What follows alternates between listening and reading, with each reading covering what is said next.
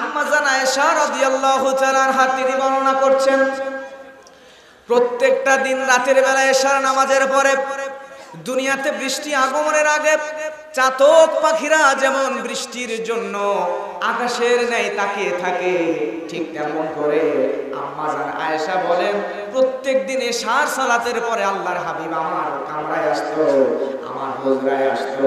এশার নামাজ হওয়ার সঙ্গে সঙ্গে আমি আয়েশা আল্লাহর হাবিবের জন্য ওই চাতক পাখির ন্যায় তাকায় থাকতাম। সুবহানাল্লাহ। এই ঘরের এত মর্যাদা, আল্লাহর হাবিব সাল্লাল্লাহু আলাইহি ওয়াসাল্লাম তিনি যেদিন এই কামরার মধ্যে ইন্তেকাল করলেন, ইন্তেকাল করার পরে আল্লাহর হাবিব সাল্লাল্লাহু আলাইহি ওয়াসাল্লামের কবর কোন জায়গায় দেওয়া হবে, দাফন কোন জায়গায় দেওয়া হবে, এটা নিয়ে সাহাবীদের মধ্যে চিন্তা ভাবনা করা শুরু করে দিলেন। এমন সময় উম্মাহাতুল মুমিনিন হযরত আয়েশা রাদিয়াল্লাহু তাআলা আনহার কাছে নবীজির ওসিয়তের কথা বলে দিলেন। আম্মা জান আয়েশা বললেন, আল্লাহর হাবিব আমার কাছে ওসিয়ত করে গিয়েছেন তাকে যেন আমার ঘরের মধ্যে দাফন করানো হয়। আমার প্রিয় মুসলমান ভাইয়েরা, হযরত আবু বকর রাদিয়াল্লাহু তাআলা আনহু তিনি ওই কথায় মত দিলেন, কারণ নবীরা যেই জায়গায় ইন্তেকাল করেন ওই জায়গায় নবীদের কবর দেওয়া হয়। আল্লাহর হাবিব আম্মা জান আয়েশার ঘরের মধ্যে ইন্তেকাল করলেন, এজন্য আল্লাহর হাবিব সাল্লাল্লাহু আলাইহি ওয়াসাল্লামের কবরটা আম্মা জান আয়েশার ঘরের মধ্যে দেওয়ার সিদ্ধান্ত হয়ে গেল। নবীজি ইন্তেকালের পরে নবীজির কবর যখন আম্মা জান আয়েশার হুজরার মধ্যে দেওয়া হলো, এর কিছু বছর পরে হযরতে আবু বকর রাদিয়াল্লাহু তাআলা আনহু তিনি তার কন্যা উম্মাহাতুল মুমিনিন হযরত আয়েশাকে এসে বলে, মা আমার বড় আশা, আমার বড় ইচ্ছা, আমার বড় আকাঙ্ক্ষা, আমি ইন্তেকালের পরে আমার কবরটাও যেন নবীজির পাশেই দেওয়া হয়। তোমার ঘরের মধ্যে আমার কবর দেওয়ার জন্য তুমি কি অনুমতি দিবা নাকি একটু বলো মা। হযরত আয়েশা রাদিয়াল্লাহু তাআলা আনহা তিনি বলেন, আব্বা আপনি যেহেতু চান আমি না করব না, আমার হুজরার ভিতরে আপনার কবরটা আল্লাহর হাবিবের পাশে দেওয়ার জন্য অনুমতি দিয়ে দিলাম। সুবহানাল্লাহ। প্রিয় ভাইয়েরা আমার, হযরত আবু বকর রাদিয়াল্লাহু তাআলা আনহুর ইন্তেকালের পরে তার কবর নবীজির পাশে দেওয়া হলো। এরপরে হযরত ওমর যখন আমিরুল মুমিনিন হযরত ওমর রাদিয়াল্লাহু তাআলা আনহু তিনি এবারে উম্মাহাতুল মুমিনিন হযরত আয়েশার কাছে গিয়ে বলে, মা আয়েশা আমার জীবনে বড় আশা, আমি আপনার কাছে জানতে চাই আমার ইন্তেকালের পরে নবীজির পাশে আপনার পিতা হযরত আবু বকরের পাশে নবীজির পায়ের দিকে আমার একটু কবর দেওয়ার জায়গা হবে কিনা একটু বলেন। আম্মা জান আয়েশা তখন চিন্তায় পড়ে গেলেন, শেষ পর্যন্ত তিনি রাজি হয়ে গেলেন। হযরত ওমরের কবর ওই রুমের মধ্যেই দেওয়া হলো। আমার প্রিয় ভাইয়েরা, আল্লাহর নবীর যেই রুমের মধ্যে রওজা, নবীজির কবর, হযরত আবু বকরের কবর, ওমর ফারুকের কবর যে ঘরের মধ্যে, ওই ঘরকেই বলা হয় হুজরা। আর এই ঘরকে কেন্দ্র করে আল্লাহ রাব্বুল আলামিন সূরা হুজরাত নাযিল করেছেন। সুবহানাল্লাহ। সামাজিক বিধিবিধান নিয়ে এই সূরা হুজরাত আল্লাহ নাযিল করেছেন।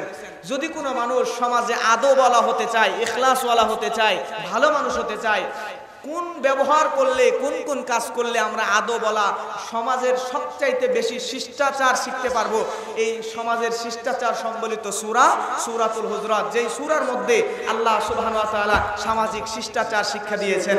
আজকে মোটামুটি 10টা সামাজিক শিষ্টাচার আমরা আলোচনা করব, আজকে জানবো ইনশাআল্লাহ। 1 নম্বরে আল্লাহ রাব্বুল আলামিন বলেন, ইয়া আইয়ুহাল্লাযীনা আমানু লা তুকদ্দিমু বাইনা ইয়াদাইল্লাহি ওয়া রাসূলিহি ওয়াত্তাকুল্লাহা ইন্নাল্লাহা সামিউন আলীম।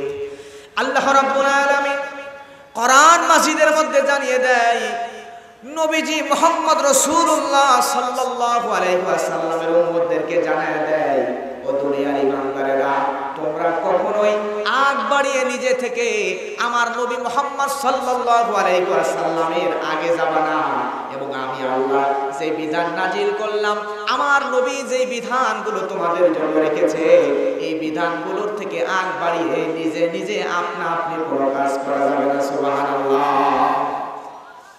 প্রিয় ভাইরা, এখানে আল্লাহ বোঝাচ্ছেন যে আল্লাহ সুবহানাহু ওয়া তাআলা যে বিধানগুলো দিয়েছেন এবং আল্লাহর হাবিব সাল্লাল্লাহু আলাইহি ওয়াসাল্লাম যে বিধানগুলো আমাদের জন্য রেখেছেন এই বিধানের চাইতে আগ বাড়িয়ে নিজে থেকে অতিরিক্ত কোনো কিছু করা যাবে না। এক নম্বরে আল্লাহ এটা শেখাচ্ছেন।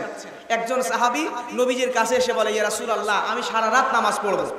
আরেকজন সাহাবী বলে, ইয়া রাসূলুল্লাহ, আমি সারা দিন রোজা রাখতে চাই। আরেকজন বলে, ইবাদত বান্দিগি করব, আমি ইবাদত বান্দিগি করব সারাটা জীবন, বিয়ে শাদী করব না। কারণ সংসার করলে, বিয়ে শাদী করলে হয়তোবা আমরা পরকাল বিমুখ হয়ে যেতে পারি, দুনিয়ামুখী হয়ে যেতে পারি। আল্লাহ রাসূল সাল্লাল্লাহু আলাইহি ওয়াসাল্লাম তখন বোঝালেন এটা করা যাবে না, আমাদেরকে সর্বপ্রথম ইবাদত বান্দিগি করতে হবে আল্লাহ রাসূল যেভাবে আমাদেরকে শিখিয়েছেন, আল্লাহ যে বিধান আমাদেরকে দিয়েছেন এভাবে, এর চাইতে কমও না বেশিও না, যা শিখাইছেন সেভাবেই করা লাগবে। ধরে বলেন সুবহানাল্লাহ। নবীজি জানাচ্ছেন, ও আমার সাহাবীরা, আমি নবীজি মুহাম্মদ রাসূলুল্লাহ সাল্লাল্লাহু আলাইহি ওয়াসাল্লাম আমি যদি বিবাহ করার পরেও, দুনিয়াতে সংসার করার পরেও দিনের কাজ করতে পারি, আমি যদি নামাজ সারা রাত না পড়ে, নবীজি নামাজ পড়তেন রাতের কিছু অংশ নামাজ পড়তেন, আবার কিছু অংশ নবীজি রেস্ট করতেন, বিশ্রাম নিতেন, এভাবেই নামাজ পড়া লাগবে। দিনের বেলা রোজা রাখলেও সর্বোচ্চ দাউদ আলাইহিস সালামের মতো একদিন রোজা রাখবা আর একদিন রোজা রাখবা না, এভাবে রোজা রাখা যায়। আর নবীজি সোমবার বৃহস্পতিবার দুইটা দিন রোজা রাখতেন। আল্লাহর হাবিব সাল্লাল্লাহু আলাইহি ওয়াসাল্লাম প্রতি মাসের শেষ 3 দিন রোজা রাখতেন। এভাবে নবীজির মতো করে রোজা রাখতে হবে, একবারে অতিরিক্ত করা যাবে না। আল্লাহর হাবিব সাল্লাল্লাহু আলাইহি ওয়াসাল্লাম যেহেতু বিয়ে করেছেন, সংসার করেছেন, এখন যদি আমরা কেউ বিয়ে সংসার ছাড়া শুধুমাত্র ইবাদত বান্দিগি করতে চাই, এটা ইসলামের বিধানের বিপরীত। নবীজি যা করেছেন, যা নির্দেশ দিয়েছেন, এর ভিতরেই আমাদেরকে করা লাগবে। সুবহানাল্লাহ। 2 নম্বরে আল্লাহ রাব্বুল আলামিন বলেন, ইয়া আইয়ুহাল্লাযীনা আমানু লা তারফাউ আসওয়াতাকুম ফাওকা সাওতিন নাবিয়্যি ওয়া লা তাজহারু লাহু বিল কওলি কাজহরি বা'দিকুম লিবা'দ আন তাহবাতা আমালুকুম ওয়া আনতুম লা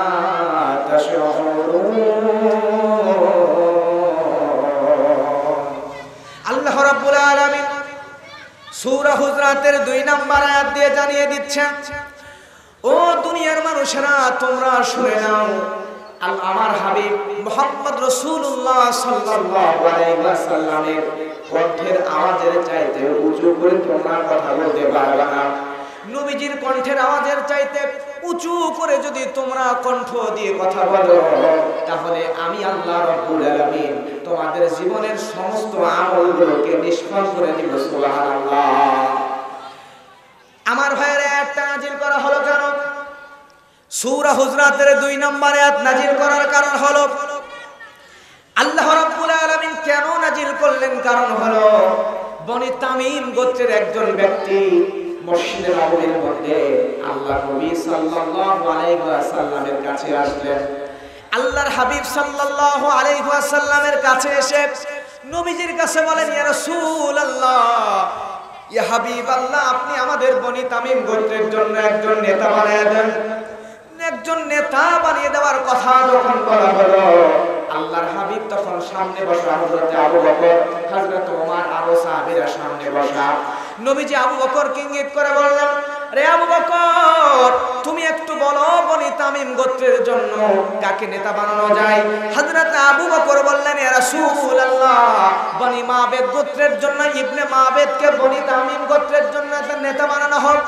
হযরত ওমর বললেন, ইয়া রাসূলুল্লাহ সাল্লাল্লাহু আলাইহি ওয়াসাল্লাম, ইবনে মাবেদ নয়, বরং আমি বলি কি, আকরা ইবনে হাবেদকে আপনি বনি তামিম গোত্রের নেতা বানাতে পারেন। আকরা ইবনে হাবেদকে নেতা বানালে ইবনে মাবেদের থেকে ভালো হবে। এমত অবস্থায় হযরত আবু বকর, হযরত ওমর রাদিয়াল্লাহু তাআলা আনহু, ওনারা দুজনেই মেজাজের ভারসাম্য একটুখানি হারিয়ে ফেললেন। এমন সময় তাদের আওয়াজ, কথোপকথনের আওয়াজ, চিৎকার চেঁচামেচিগুলা একটু বেশি হয়ে গেল। আল্লাহর হাবিব তখন চুপ করে বসে আছেন। নবীজির কণ্ঠের উপরে কণ্ঠ যাওয়ার কারণে আরশের মালিক আল্লাহর এটা সহ্য হলো না। আল্লাহ রাব্বুল আলামিন সঙ্গে সঙ্গে জানিয়ে দেয়, ইয়া আইয়ুহাল্লাযীনা আমানু লা তারফাউ আসওয়াতাকুম ফাওকা সাওতিন নবী। আল্লাহ রাব্বুল আলামিন জানিয়ে দেয়, বান্দা তোমরা যেন আমার নবীর কণ্ঠের উপরে কণ্ঠ দিয়ে কথা বলিও না। আমার নবীর কণ্ঠের উপরে কণ্ঠ দিয়ে যদি কথা বলো তাহলে তাহবাত আমালুকুম ওয়া আনতুম লা তাশউরুন। আমার নবীর কণ্ঠের উপর দিয়ে কথা যদি কণ্ঠ তোমাদের উঠে যায়, আমি আল্লাহ রাব্বুল আলামিন তাহলে তোমাদের জিন্দেগীর সমস্ত আমলগুলোকে নিষ্ফল বানায় দিব। প্রিয় ভাইরা, এজন্য আল্লাহর হাবিব সাল্লাল্লাহু আলাইহি ওয়াসাল্লাম সাহাবীদের মধ্যে সবচেয়ে সম্মানিত ছিলেন। বিধায় নবীজির কণ্ঠের উপরে কণ্ঠ দিয়া আওয়াজ করতে, আল্লাহর হাবিব সাল্লাল্লাহু আলাইহি ওয়াসাল্লামের কণ্ঠের উপরে কণ্ঠ তুলতে আল্লাহ সুবহানাহু ওয়া তাআলা নিষেধ করেছেন। জয় বলেন সুবহানাল্লাহ। এই আয়াত নাজিল হওয়ার পরে আরেকজন সাহাবী সাবিত ইবনে কায়েস, এই সাহাবী মনে করলো, অনেক সাহাবী সামনে ছিল, সাবিত ইবনে কায়েস মনে করলো আল্লাহ মনে হয় আমাকে উদ্দেশ্য করে এই আয়াত নাজিল করেছেন, কারণ আমারও তো কণ্ঠ বের হয়েছিল। লোকটা বাড়ির মধ্যে চলে গেছে, যাওয়ার পর সাহাবী খাওয়া দাওয়া সব ছেড়ে দিয়েছে, নবীর দরবারেও আসে না, বাসা থেকে বের হয় না, শুধু কান্নাকাটি করে। নবীর দরবারে যায়, আমি নবীর কণ্ঠের উপরে কণ্ঠ তুলছি, তার মানে মনে হয় আল্লাহ সুবহানাহু ওয়া তাআলা আমার জীবনে সব আমল নিষ্ফল করে দিয়েছে। নবীর কাছে যখন খবর আসলো, আল্লাহর হাবিব বললেন, যাও তোমরা যায়া এই সাবিত ইবনে কায়েসকে ডাক দাও। তার জন্য আয়াত নাজিল হয় নাই, সাবিত ইবনে কায়েসকে ডাকা হলো, তাকে ঘটনাটা শোনানো হলো। সাবিত ইবনে কায়েস এই কথা শোনার পরে দৌড়ায়া জিহাদের ময়দানে গিয়া জিহাদ করতে করতে শহীদ হয়ে আল্লাহর জান্নাতে চলে গেল। সুবহানাল্লাহ। আমার প্রিয় ভাইরা, তার মানে হলো আল্লাহর হাবিবের কণ্ঠের উপরে কণ্ঠ দিয়ে কথা বলা যাবে না। আল্লাহ রাব্বুল আলামিন সূরা হুজরাতের 4 নম্বর আয়াতে বলেন, ইন্নাল্লাযীনা ইউনাদুনাকা মিন ওয়ারাইল হুজুরাতি আকতারুহুম লা ইয়াখিলুন। আল্লাহ রাব্বুল আলামিন আয়াত দিয়ে জানিয়ে দিচ্ছেন, যারা ঘরের বাহির হইতে তোমাকে উচ্চ স্বরে ডাকে তাদের অধিকাংশই নির্বোধ। এই আয়াতটা নাজিল হওয়ার কারণ হলো আল্লাহর হাবিব সাল্লাল্লাহু আলাইহি ওয়াসাল্লাম তিনি বাড়িতে দুপুর বেলায় একটু কাইলুলা করতেছিলেন, একটু রেস্ট করতেছিলেন, বিশ্রাম করছিলেন। এমন সময় আরবের বেদুইন যে শিষ্টাচার বোঝে না, আদব বোঝে না, কার সাথে কেমন ব্যবহার করা লাগে জানে না, এই লোকটা নবীজির বাড়ির গেটের সামনে দাঁড়ায় আল্লাহর নবীকে ডাকতেছে, ইয়া মুহাম্মদ, এমন ভাবে ডাকতেছে, এই ডাকাডাকি আল্লাহর কাছে পছন্দ হলো না। আল্লাহ আয়াত নাজিল করে জানিয়ে দিলেন, নবীজিকে যারা বাইরে থেকে উচ্চ স্বরে উচ্চ আওয়াজে ডাকে তারা আসলে নির্বোধ, তারা হলো গাধা। প্রিয় ভাইরা আমার, আল্লাহ রাব্বুল আলামিন পরের আয়াতে সুন্দর করে বলছেন, ওয়ালাউ আন্নাহুম সাবারু হাত্তা তাখরুজা ইলাইহিম লাকানা খায়রাল লাহুম ওয়াল্লাহু গফুরুর রহিম। আল্লাহ রাব্বুল আলামিন জানিয়ে দিচ্ছেন, নবীজি বের হওয়া পর্যন্ত উচ্চ স্বরে ডাকাডাকি না করে চুপচাপ যদি তারা বাড়ির সামনে দাঁড়ায় থাকতো, ধৈর্য ধারণ করতো, তাহলে এটাই তাদের জন্য উত্তম হইতো। সুবহানাল্লাহ। আমরা যখন বাড়িতে থাকি আমাদেরকেও প্রতিবেশী অথবা অনেক মানুষ আছে যারা ডাকাডাকি করতে আসে, ডাকতে আসলে অধৈর্য হয়ে যায়, চিৎকার চেঁচামেচি দিয়ে ডাকে। আসলে প্রত্যেকেই তো একটা মানুষ। আপনি একজনের বাড়িতে গেছেন, যাওয়ার পরে তাকে ডাকতেছেন, সে গোসল করা লাগতে পারে, ওযু করা লাগতে পারে, কাপড় চোপড় পরিধান করা লাগতে পারে, তারপর না ডাকে সাড়া দেবে। এখন যদি একবার ডাক দেওয়ার পরে জোরে জোরে আওয়াজ করে ডাকেন, যাকে ডাকতেছেন সে তো বিব্রত বোধ হবে। এজন্য উচ্চ স্বরে উচ্চ আওয়াজ দিয়ে চিল্লায় চিল্লায় না ডেকে ভদ্রভাবে একটু ধীর স্বভাবে ডাক দিয়ে তারপরে একটু ধৈর্য ধরবেন, অপেক্ষা করবেন, এটাই আল্লাহ শিখাচ্ছেন। আর আর 2 নম্বর আয়াত দিয়ে আল্লাহ শিখাচ্ছেন যে নবী যেহেতু সাহাবীদের মধ্যে সবচাইতে সম্মানিত, এজন্য নবীজির আওয়াজের উপরে আওয়াজ দিয়ে কথা বললে আল্লাহ আমলগুলো বরবাদ করে দিবেন। আমাদের বর্তমান সমাজে নবী মুহাম্মদ সাল্লাল্লাহু আলাইহি ওয়াসাল্লাম নাই, কিন্তু এখন আমাদের সমাজের মধ্যে আমাদের জন্য সম্মানিত হচ্ছেন আমাদের পিতা, আমাদের শিক্ষক, আমাদের শুভাকাঙ্ক্ষী এবং আলেম ওলামা হুজুর। ওনারা হচ্ছে আমাদের জন্য বর্তমান সময়ে সম্মানিত ব্যক্তি। এজন্য পিতামাতার সাথে সম্মানের সাথে কথা বলতে হবে, শিক্ষকের সাথে সম্মানের সাথে কথা বলতে হবে। এখন আপনি যদি পিতামাতার সামনে, শিক্ষকের সামনে, ওস্তাদের সামনে, হুজুরদের সামনে চিল্লায় কথা বলে, অনেক আওয়াজ দিয়ে যদি কথা বলেন, এটাও এক প্রকার বেয়াদবি। এই কাজটা করা যাবে না। সূরা হুজরাতের 2 নম্বর আয়াত দিয়া এই সামাজিক শিষ্টাচারটা আল্লাহ সুবহানাহু ওয়া তাআলা আমাদেরকে শিখাচ্ছেন। সুবহানাল্লাহ। আমার ভাইয়েরা লক্ষ্য করেন, 3 নম্বর আয়াত দিয়ে 3 নম্বর নির্দেশনা আল্লাহ রাব্বুল আলামিন সূরা হুজরাতের 6 নম্বর আয়াতের মধ্যে আল্লাহ রাব্বুল আলামিন বলেন, ইয়া আইয়ুহাল্লাযীনা আমানু ইয়া জাআকুম ফাসিকুম বিনাবাইন ফাতাবায়্যানু আন তুসীবু কওমা। আল্লাহ রাব্বুল আলামিন বলেন, হে মুমিনগণ, তোমাদের কাছে কোনো ফাসিক যদি কোনো খবর নিয়ে আসে, যদি কোনো মিথ্যাবাদী তোমাদের কাছে যদি কোনো খবর নিয়ে আসে, তাহলে ওই খবরটা তোমরা যাচাই বাছাই না করে বিশ্বাস করবে না। আল্লাহু আকবার। আজকে আমাদের কাছে স্মার্টফোন আছে, ফেসবুকের মধ্যে, ইউটিউবের মধ্যে, টিকটকের মধ্যে, টুইটারের মধ্যে, ভাইবারের মধ্যে, টেলিগ্রামের মধ্যে যেই খবরগুলো আমাদের সামনে চলে আসে আমরা যাচাই বাছাই করি না। শুধুমাত্র এমন কিছু মানুষ সমাজের মধ্যে আছে, ফেসবুকে যা পায় কপি করে আর পোস্ট করে দেয়। এই সমস্ত মানুষগুলোকে আল্লাহ রাব্বুল আলামিন জানিয়ে দেয়, বান্দা তোমরা ফাসিকদের কাছে থেকে আসা খবরগুলো যাচাই বাছাই করা ছাড়া তোমরা মানুষের সামনে বিশ্বাস করো না, ছড়িয়ে দিও না। এজন্য ফেসবুকে একটা পোস্ট শেয়ার করার আগে আমাদের এই বিষয়টা মাথায় আনা লাগবে। আমার ভাইয়ারা লক্ষ্য করেন, এই আয়াতটা আল্লাহ রাব্বুল আলামিন কেন নাযিল করলেন? কারণ হলো বানি মুস্তালিকে ওয়ালিদ ইবনে উকবা নামক একজন নবীজি, একজন ব্যক্তি ওয়ালিদ ইবনে উকবা নামক একজন ব্যক্তিকে যাকাত নেওয়ার জন্য বানি মুস্তালিকে অভিযানে পাঠালেন। এই বানি মুস্তালিকের দায়িত্বে যিনি ছিলেন হারিস ইবনে আবি দারার। এই হারিস ইবনে আবি দারারের কাছে যাকাতের সম্পদ নেওয়ার জন্য নবীজি পাঠালেন। পাঠানোর পরে ওয়ালিদ ইবনে উকবা দূর থেকে লক্ষ্য করে দেখতেছে বানি মুস্তালিকের মানুষেরা তরবারি নিয়ে, ঢাল তরোয়ার নিয়ে, সুসজ্জিত সেনাবাহিনী নিয়ে দাঁড়িয়ে আছে নবীজিকে সম্পদ দেওয়ার জন্য, যাকাতের অর্থ দেওয়ার জন্য। কিন্তু আল্লাহর নবীর এই দূত কাছে না যায়, দূর থেকে মনে করলো তার পূর্বের শত্রুতা থাকার কারণে দূর থেকে দেখে মনে করলো ওই লোকগুলা আমাকে হত্যা করবে, আমাকে যাকাত দিবে না। কাছে না যায় দূর থেকে সন্দেহ করে নবীর দরবারে ফিরে গেল।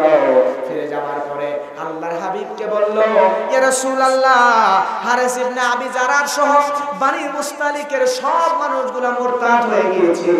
মুরতাদ হয়ে যাওয়ার কারণে ওই মানুষগুলা আমাকে যাকাত দেয় নাই, যাকাত দিতে অস্বীকৃতি দিয়ে জ্ঞাপন করেছে। শুধু অস্বীকৃতি জ্ঞাপন করে নাই, বরং আমাকে হত্যা করার জন্য উদ্যত হয়েছে। নবীজি রাগান্বিত হয়ে গেলেন।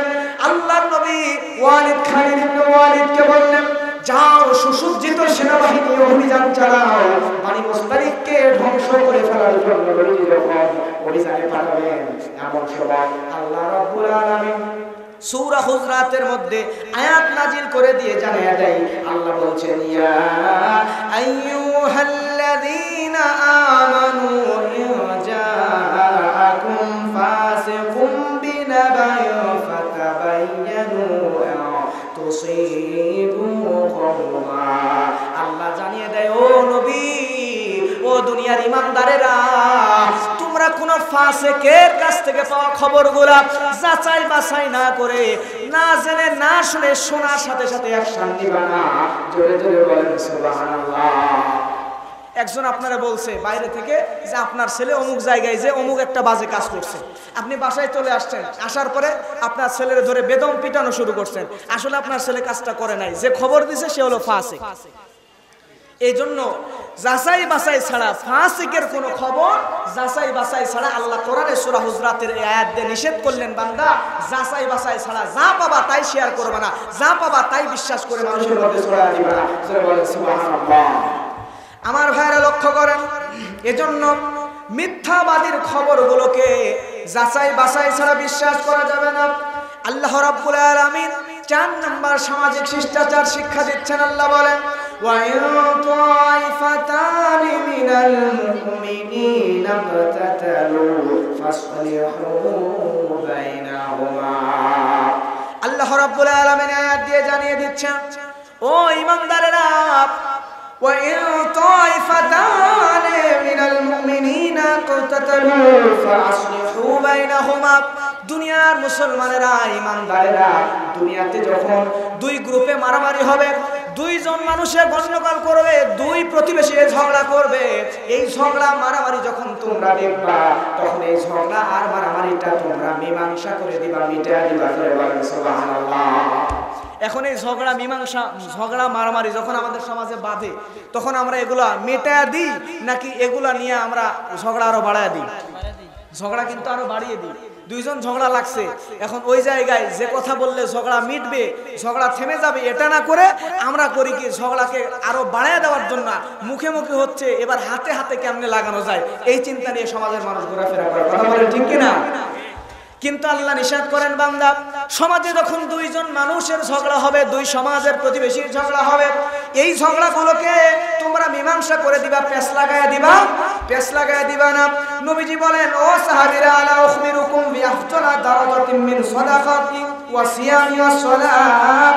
আল্লাহর নবী বলেন, ও আমার সাহাবীরা, তোমাদেরকে আমি নবী কি বলে দিব না, নামাজের চাইতে রোজার চাইতে সদকার চাইতে বড় কোন আমল আছে? আমি নবী কি তোমাদেরকে নামাজ রোজা সদকার চাইতে বড় আমলের সন্ধান দিয়ে দিব না? সাহাবীরা বললেন, রাসূলুল্লাহ বলেন, আল্লাহর নবী বললেন, ইসলাহুল জাতিল বাইন, ওয়াদাকার চাইতে আল্লাহ বেশি সওয়াব দান করে দিবেন। সুবহানাল্লাহ। আমার প্রিয় ভাইরা, এরপর আল্লাহ রাব্বুল আলামিন 5 নাম্বার শিষ্টাচার শিখাচ্ছেন। সূরা হুজরাতের মধ্যে আল্লাহ বলেন, ইয়া আইয়ুহাল্লাযীনা আমানু লা ইয়াসখার কওমুম মিন কওমিন আসা আইয়াকুনু খায়রাম মিনহুম। আল্লাহ রাব্বুল আলামিন বলেন, হে মুমিনগণ, তোমরা একজন আর একজনকে উপহাস করো না, একজন আর একজনকে নিয়ে টিটকারি মেরো না, একজন আর একজনকে নিয়ে হাসি ঠাট্টা করো না। কারণ আপনি যাকে নিয়ে উপহাস করবেন, যাকে নিয়ে হাসি ঠাট্টা করবেন, আল্লাহ রাব্বুল আলামিন তাকে আপনার চাইতে বেশি সম্মানিত করতে পারেন। সুবহানাল্লাহ। আমার প্রিয় ভাইয়েরা, সমাজের মধ্যে কালো মানুষ আছে, আমরা কালো মানুষকে নিয়ে টিটকারি মারি। সমাজের মধ্যে কোনো মানুষ কানে কম শুনলে তাকে আমরা ঠসা বলি। সমাজে কোনো মানুষ হাঁটতে ঠিক মতো না পারলে তারে আমরা ন্যাংরা বলি। কানা বলে, ঠসা বলে, ন্যাংরা বলে কাউকে কটাক্ষ করা যাবে না, উপহাস করা যাবে না। কারণ দুনিয়াতে 3 জন মানুষ ছিল যারা হলো ব্ল্যাক ডায়মন্ড। একজন হযরতে লোকমান, আরেকজন হযরতে লোকমান আলাইহিস সালাম, আরেকজন হলো হযরতে বেলাল, আরেকজন হযরতে উমরের গোলাম মাসরুর। এই 3 জন হলো ব্ল্যাক ডায়মন্ড। এই 3 জনকে আল্লাহ রাব্বুল আলামিন এমন সম্মান দান করেছেন, তারা দুনিয়াতে আল্লাহ রাব্বুল আলামিনের জান্নাতের সুসংবাদ সার্টিফিকেট পেয়ে গিয়েছিল। সুবহানাল্লাহ। আমার ভাইয়েরা লক্ষ্য করেন, এখানে মুসনাদে আহমদের হাদিসের মধ্যে আসছে, আম্মা জান আয়েশা রাদিয়াল্লাহু তাআলা আনহা, তিনি নবীজির সামনে পাশেই দাঁড়ানো। এমন সময় জৈনক একজন মহিলা নবীজির পাশে আগমন করলেন। এমন সময় আম্মা জান আয়েশা ওই মহিলাকে ইন্টিগ্রেট কইরা, ওই মহিলাকে লক্ষ্য করে নবীজিকে বলে, ইয়া রাসূলুল্লাহ, এই যে দেখতেছেন, এভাবে বলতেছি ইয়া রাসূলুল্লাহ, ইশারা করে বোঝাচ্ছেন মহিলাটা একটু খাটো।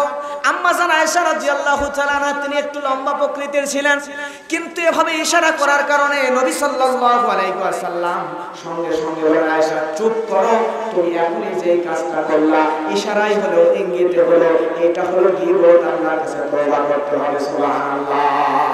শুধু তাই নয়, আর একদিন আল্লাহর নবীর স্ত্রী আম্মা জান সাফিয়া রাদিয়াল্লাহু তাআলা আনহা সাফিয়া রাদিয়াল্লাহু তাআলা আনহাকে নিয়ে আম্মা জান আয়েশা বুঝতে পারেন নাই, ছোট্ট মানুষ, শুধু বোঝানোর জন্য বলছেন। আম্মা জান সাফিয়া আম্মা জান আয়েশার চাইতে একটু খাটো প্রকৃতির ছিলেন। আম্মা জান আয়েশা একদিন হযরতে সাফিয়াকে দেখা ইশারা করতেছেন একটু মোটার কারণে নবীকে বলে, রাসূলুল্লাহ এরকম বলে আপনার স্ত্রী সাফিয়া একটু মোটা প্রকৃতির, একটু খাটো, আমি তো অনেক লম্বা, এটা বোঝাইতে যাচ্ছেন। সঙ্গে সঙ্গে আল্লাহর নবী বললেন, ও আয়েশা, নবী বললেন, লাকাদ কুলতি কালিমা লা মুজিজাত বিমাইল বাহরি লা মাজাজাতহু, তোমার এই কথা আমার আল্লাহ সমুদ্রের যেই বিশাল পানি দিয়েছেন, আয়েশা তুমি এখনই সাফিয়াকে নিয়ে যেই কথা বললা, যদি সমুদ্রের পানির মধ্যে তোমার এই গীবতটাকে, এই কথাকে সরিয়ে দেওয়া হয়, তোমার এই কথাটা পুরো সমুদ্রের পানিকে বিষাক্ত করে দিতে পারে। আল্লাহু আকবার। তাহলে চিন্তা করে দেখেন কত বড় কথা, শুধুমাত্র ইশারায় বোঝাইছেন আম্মা জান আয়েশা যে নবী আপনার ওই স্ত্রী তো একটু আমার চাইতে একটু খাটো প্রকৃতির। নবীজি বললেন, আয়েশা তুমি যে কথা বললা, নবী বললেন, লাকাদ কুলতি কালিমা লা মুজিজাত বিমাইল বাহরি লা মাজাজাতহু, তুমি যে কথা বলছো এই কথা যদি সমুদ্রের পানির মধ্যে ছড়ায়া দেওয়া হয়, সমুদ্রের সমস্ত পানিগুলোকে আল্লাহ সুবহানাহু ওয়া তাআলা যত পানি দিবেন সব পানি বিষাক্ত হয়ে যাবে, কালো হয়ে যাবে। আল্লাহু আকবার। আমার প্রিয় ভাইয়েরা, এজন্য মানুষকে নিয়ে হাসি ঠাট্টা উপহাস করা যাবে না। আল্লাহর নবীর সাহাবী আব্দুল্লাহ ইবনে মাসউদ রাদিয়াল্লাহু তাআলা আনহু, আব্দুল্লাহ ইবনে মাসউদ রাদিয়াল্লাহু তাআলা আনহু নবীজির প্রিয় একজন সাহাবী। এই সাহাবীর দুইটা পা একটু চিকন ছিল। আমাদের মধ্যে অনেকের হাত চিকন হয়, পা চিকন হয়, এরকম শারীরিক একটু সমস্যা নিয়ে জন্মগ্রহণ করে, এমন মানুষ আছে না নাই? এরকম আব্দুল্লাহ ইবনে মাসউদ রাদিয়াল্লাহু তাআলা আনহু এই সাহাবীর পা গুলো দুইটা একটু চিকন হওয়ার কারণে এই সাহাবী একদিন খেজুর গাছের চূড়ার উপরে উঠেছে, খেজুর গাছের ডাল নামাবে মেসওয়াকের জন্য। এমন সময় সাহাবীরা লক্ষ্য করে দেখে আব্দুল্লাহ ইবনে মাসউদের পা কাপড়ের ফাঁক দিয়ে বের হয়ে গেছে। দুই পা দেখার পরে ওই সাহাবীরা হাসাহাসি করতেছে, আব্দুল্লাহ ইবনে মাসউদের পা এরকম চিকন, এরকম করে হাসি ঠাট্টা করতেছে।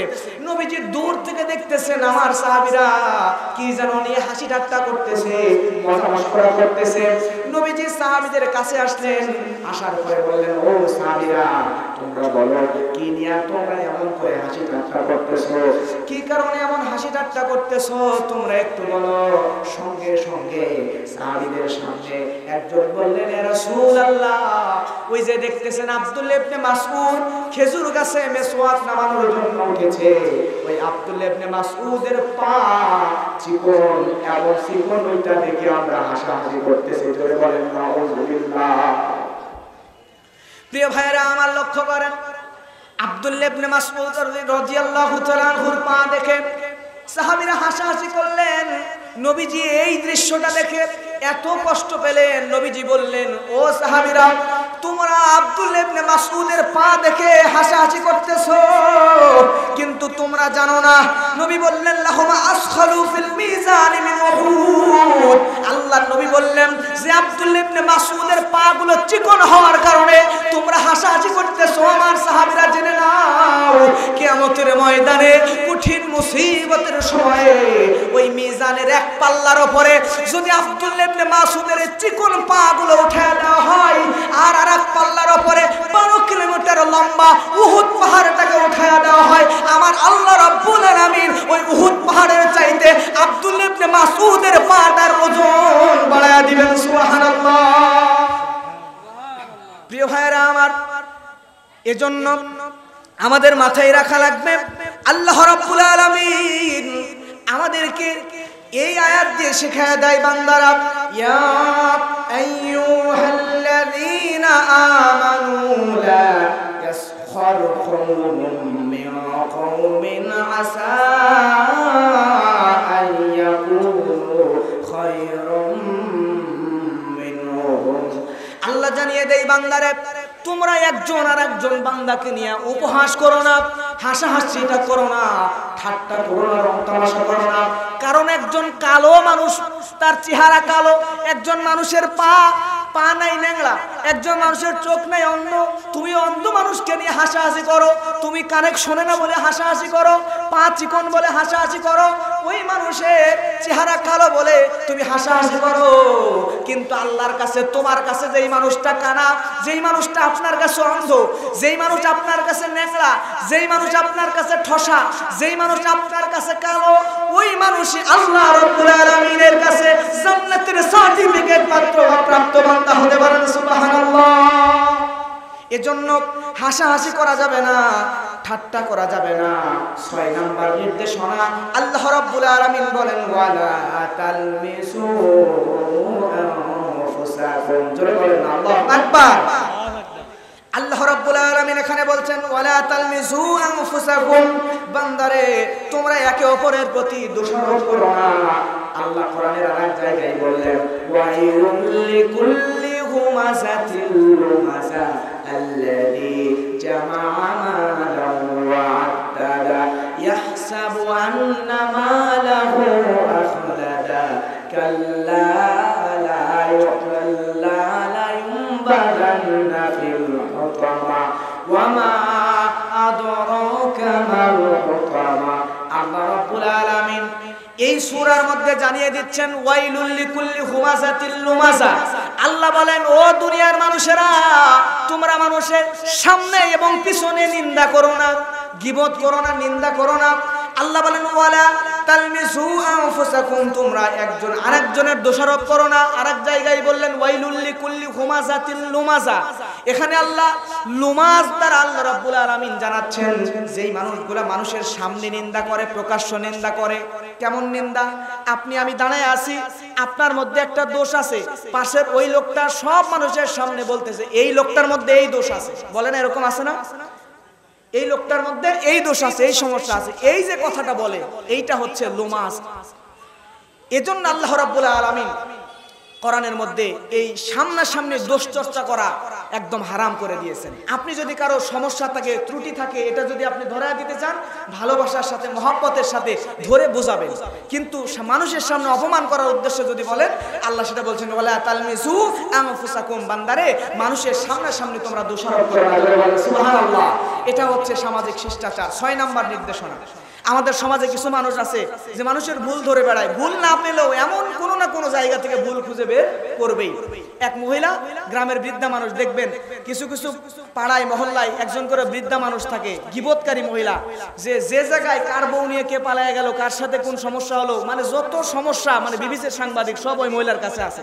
যে বাড়িতে বিয়ে হয়, নতুন বউ দেখতে যায়, যাওয়ার পরে ওই বউয়ের পা থেকে মাথা পর্যন্ত দেখে, দেখার পরে ভুল ত্রুটি খুঁজে বের করে।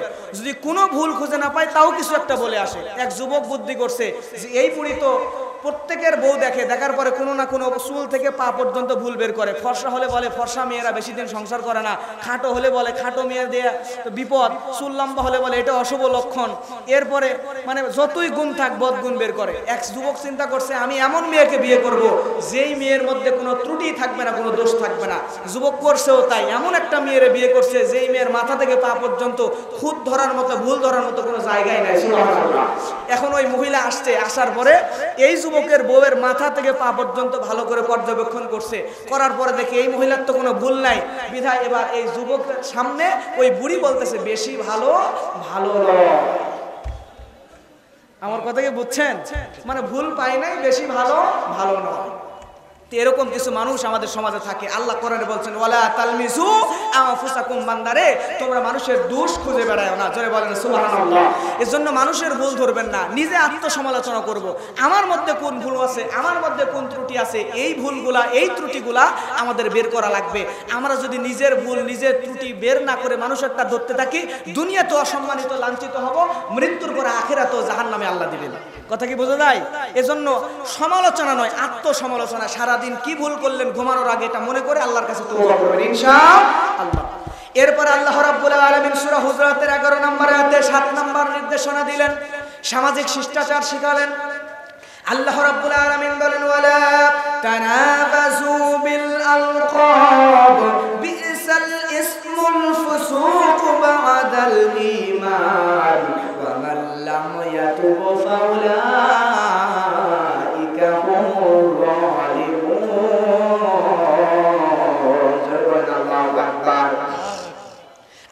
রাব্বুল আলামিন আয়াত দিয়ে জানিয়ে দিচ্ছেন, বান্দারে তোমরা একে অপরকে মন্দ নাম দিয়ে ডাকবা না, নাম বিকৃত করে ডাকবা না। কারণ ঈমানের পরে সবচাইতে নিকৃষ্ট কাজগুলোর মধ্যে একটা হলো নাম বিকৃত করা। আজকে আমাদের সমাজে দেখেন, মানুষরা মানুষকে নাম বিকৃত করে কষ্ট দেয়, এমন মানুষ আমাদের সমাজের মধ্যে আছে না নাই? আমাদের সমাজে এরকম মানুষ আছে দেখেন, একজন বড় মাপের আল্লাহর ওলি, বড় হুজুর বুজুর্গ, শুধুমাত্র ইসলামের পক্ষে কথা বলার কারণে আল্লামা আহমদ শফি সাহেব উনি যখন বলেছিলেন মেয়েদেরকে ক্লাস 5 এর পরে আর পড়াশোনা করাবা না, এটা উচিত নয়, আমি তখন একটু মনে মনে চিন্তা করলাম এত বড় মাপের মানুষ এ কথা কেন বললো। কিন্তু পরে এখন 2025 সালে এসে দেখলাম আসলে ক্লাস 5 এর পরে এমন একটা মেয়ে আপনি দেখাতে পারবেন না যে মেয়েটা হাজারে একটা ব্যতিক্রম হতে পারে। ক্লাস 5 এর পরে এমন একটা মেয়ে দেখাতে পারবেন না যে মেয়ে প্রেম ভালোবাসা অবৈধ সম্পর্ক ছাড়া বর্তমান জামানার মধ্যে টিকে আছে। কথা বলেন ঠিক না? হাজারে একটা দুইটা ভালো থাকতে পারে, কোনো না কোনো ভাবে গুনার সাথে লিপ্ত আছে। আজকে দেখেন, আপনি অনলাইনে দেখেন, ক্লাস 6 এর মেয়ে 7 এর মেয়ে কি বুঝে একজন ছেলের সঙ্গে বাড়ি থেকে গহনা নিয়ে টাকা পয়সা নিয়ে বের হয়ে পালায় গেছে। আজকে আমরা যেটা বুঝছি, বুজুর্গ আল্লাহওয়ালা মানুষ আজ থেকে আরো 20-50 বছর আগে সেটা বুঝতো। সুবহানাল্লাহ বলবেন না? আজকে এই সঠিক কথাগুলো বলার জন্য আল্লামা আহমদ শফি সাহেবকে তেতুল হুজুর বলা হলো। কথা বলেন ঠিক কিনা? এরপরে আল্লামা দেলোয়ার হোসেন সাইদি সাহেব শুধুমাত্র কোরআনের হক কথা বলার কারণে 50টি বছর ওয়ার্ল্ডের মধ্যে 50টি বছর ধরে 53টা প্লাস দেশের মধ্যে কোরআনের তাফসীর করেছেন। কোরআনের সঠিক কথা বলার কারণে আজকে তিনি যদি শুধু নামাজের ওয়াজ করতেন, হজের ওয়াজ করতেন, যাকাতের ওয়াজ করতেন, সমস্যা ছিল না। কিন্তু আল্লাহর জমিনে আল্লাহর দ্বীন বাস্তবায়নের কথা বলার কারণে আল্লামা সাইদি হুজুরকেও দেলু শিকদার বানায়া, দেলু কসাই বানায়া, রাজাকার বানায়া বছরের পর বছর 13টি বছর জেলের মধ্যে বন্দী করে তার জেলের মধ্যেই শহীদ করে দেওয়া হয়েছে। কথা বলেন ঠিক কিনা? কিন্তু আল্লাহ বলছেন বান্দারে, আল্লাহ বলেন ওয়ালা তানাবাজু বিল আলকাব বিসাল ইসমুল ফুসুক বাদাল ঈমান। বান্দারে তোমরা মানুষের নাম বদলায় মানুষকে কষ্ট দিও না, নাম বদলায় কষ্ট দিবা না। আল্লাহ বলেন ওয়া মান লাম ইয়াতুফা উলাইকা হুমুজ জালিমুন। কারণ হলো যারা দুনিয়াতে মানুষকে নাম বদলায় কষ্ট দিবে, আল্লাহ রাব্বুল আলামিন জানায় যায় বান্দা নাম বদলায় কষ্ট দিবে আমি আল্লাহ রাব্বুল আলামিন জানেন বানায়া তারপরে তোমার কবরে নিব। একজনের নাম বদলাচ্ছেন, একজনের নাম আক্কাস, আপনি তার আক্কাইসা বলতেছেন। একজনের নাম আব্দুল কুদ্দুস, আপনি তার কুদ্দুসা বলতেছেন। এরকম আছে না? আছে না? একজনের নাম একটা বিকৃত করে একটা আরেকটা বলতেছেন। এই যে নাম বদলাচ্ছেন, সে যদি কষ্ট পায়, আল্লাহ বলছেন ফাউলাইকা হুমুল যালিমুন। আল্লাহ রাব্বুল আলামিন বলছেন ফাউলাইকা হুমুল যালিমুন। আল্লাহ তাকে জালেম বানায় তারপরে কবরে নেবেন। 8 নাম্বার নির্দেশনা আল্লাহ রাব্বুল আলামিন বলেন ইয়া আইয়ুহাল্লাযীনা আমানু জুতানিবু কাসীরাম মিনাল যান্নি ইন্না বা'দাল যান্নি ইসমু। আল্লাহ এখানে বলছেন হে মুমিনগণ তোমরা অনুমান করবা না, কুধারণা করা যাবে না, অনুমান করা যাবে না। আমাদের সমাজে এমন মানুষ আছে অনুমান করে কথা বলে, আছে না নাই? মনে করেন একজন যুবক তার খালা অথবা ছোট বোন, আপন বোন অসুস্থ, রিকশায় করে নিয়ে বগুড়া সিএমএস হাসপাতালে নিয়ে যাচ্ছে। এখন তার পাশে ওইটা দেখছে, দেখার পরে পাড়ার মধ্যে যা গল্প করে, জানিস যে অমুক মেয়ে মানুষ নিয়ে শহরের মধ্যে ঘুরতেছে। নাউজুবিল্লাহ বলবেন না? আসলে করছে কি, নিজের খালা অথবা নিজের আপন বোনকে নিয়ে হাসপাতালে যাচ্ছে, আর আপনি দেখে ছড়াচ্ছেন যে অমুক পরকিয়া করে, মেয়ে নিয়ে পার্কে ঘুরে বেড়ায়। নাউজুবিল্লাহ বলবেন না? এই যে অনুমান, এটা আল্লাহ নিষেধ করতেছেন। অনুমান করা যাবে না। এমন কি আমাদের সমাজে দেখবেন বিয়ে করছে, বিয়ের পরে একটা মোটরসাইকেল কিনছে, নিজের টাকায় কিনছে, বিয়ে করছে যেদিন পরের দিন কিনছে। এখন আমাদের সমাজের মানুষ ওটাকে কি বলে? যৌতুক পাইছে, ঠিক না? বিয়ের পরের দিন গাড়ি কিনলেই ওইটা যৌতুকের থেকে আসছে, এই চিন্তা আমাদের সমাজের মধ্যে আছে। কিন্তু আসলে কিন্তু এরকম না। আমাদের ধারণা করাটাও গুনাহ। আপনি যে মনে মনে ধারণা করবেন একজনের বিষয়ে, এই ধারণা যদি অসত্য হয়, খারাপ হয়, এটাও গুনাহের কাজ। এজন্য কারোর সম্বন্ধে আমরা খারাপ বাজে কোনো ধারণা করব না। 9 নম্বরে আল্লাহ বলেন ওয়ালা তাজাসসু, তোমরা একে অপরের বিষয়ে গোয়েন্দাগিরি করবে না, একজন আরেকজনের বিষয়ে গোপনীয়তা তালাশ করবে না। একজনের বাচ্চা হচ্ছে না, এখন আপনি যা বলতেছেন ভাই বাচ্চা হয় না কেন, কার সমস্যা? আপনার সমস্যা নাকি ভাবির সমস্যা? কার সমস্যা একটু বলেন। এরকম আছে না? এই যে গোপনীয়তা তালাশ করেন, একজনের মোবাইল আপনার হাতে দিছে, মোবাইলে গ্যালারির মধ্যে ঢুকে কার ছবি আছে না আছে এগুলো খুঁজে করে বের করতেছেন, এটা আল্লাহ নিষেধ করছেন। আল্লাহ বলছেন ওয়ালা তাজাসসু, বান্দারে তোমরা গোপনীয়তা অনুসন্ধান করো না, এটাও সামাজিক শিষ্টাচার। এরপরে 10 নম্বর সামাজিক শিষ্টাচার আল্লাহ বলেন ওয়ালা ইয়াগতাব বা'দুকুম বা'দা, আল্লাহ বলছেন বান্দারে তোমরা একজন আরেকজনের গীবত করো না। সুবহানাল্লাহ। কারণ আল্লাহ বলেন আইয়ুহিব্বু আহাদুকুম আন ইয়াকুলা লাহমা আখিহি মাইতান ফাকারিহতুমুহু ওয়াত্তাকুল্লাহা ইন্নাল্লাহা তাওয়াবুর রহিম। আল্লাহ বলেন বান্দারে তোমরা একজন আরেকজনের বিরুদ্ধে গীবত করো না, কারণ একজনের পিছনে যদি তোমরা গীবত করো, পরনিন্দা পরচর্চা করো, তাহলে যে গীবতটা তোমরা করলা, গীবত করার কারণে তোমরা নিজের মৃত ভাইয়ের গোশত খেলে যেরকম তোমাদের কাছে অপছন্দনীয় গুনাহের কাজ, মৃত ভাইয়ের গোশত খাওয়ার মতো এই গীবতটাও আল্লাহর কাছে অপছন্দনীয় কাজ। শিখলাম কয়টা? 10টা। এই 10টা সামাজিক শিষ্টাচার আমরা সূরাতুল হুজুরাত থেকে জানলাম। এই 10টা সামাজিক শিষ্টাচার আমরা আমাদের নিজেদের জীবনে আমল করব ইনশাআল্লাহ। প্রথম নম্বরে আমরা মানুষকে, সমাজের মানুষরা আল্লাহর নবী এবং আল্লাহ সুবহানাহু ওয়া তাআলা যে বিধান দিয়েছেন এই বিধানের অতিরিক্ত কোনো কিছু আমরা করব না। 2 নম্বরে আমাদের যারা সম্মানিত ব্যক্তি, আমাদের পিতামাতা, শিক্ষক, শুভাকাঙ্ক্ষী, উস্তাদ, যারা হুজুর, আলেম ওলামা, তারা যখন কথা বলবে মসজিদে, মাদ্রাসায়, যেখানেই থাকেন তাদের কথার আওয়াজের চাইতে আওয়াজ বেশি দিয়ে কথা বলবেন না ইনশাআল্লাহ। কাউরে বাসায় যখন ডাকতে যাবেন, কোনো বিষয়ে নিতে যাবেন, মনে করেন মাওলানা গোলাম রব্বানী হুজুর ওনার বাসায় মাহফিলের দাওয়াতের জন্য গেছেন, এখন বাসার সামনে যে নাম ধরে যদি জোরে জোরে ডাকেন বিরক্ত হবে কিনা? বের হতে, ওযু ইস্তেনজা করতে, রেডিওতে একটু সময় লাগবে, একটু ধৈর্যের সঙ্গে দাঁড়াবেন, এটাই আল্লাহ শিখাচ্ছেন। এরপরে গীবত করবেন না, পরনিন্দা পরচর্চা করবেন না, ফাসিক মিথ্যাবাদী যদি কোনো কিছু শেয়ার করে ফেসবুকে, সাথে সাথে কপি করে শেয়ার করে দিবেন না, আগে যাচাই করবেন তারপরে শেয়ার করবেন। সর্বশেষ গীবত করব না ইনশাআল্লাহ। আল্লাহ সুবহানাহু ওয়া তাআলা আমাদেরকে 10টা আমল করার তৌফিক দান করুন, আল্লাহুম্মা আমিন।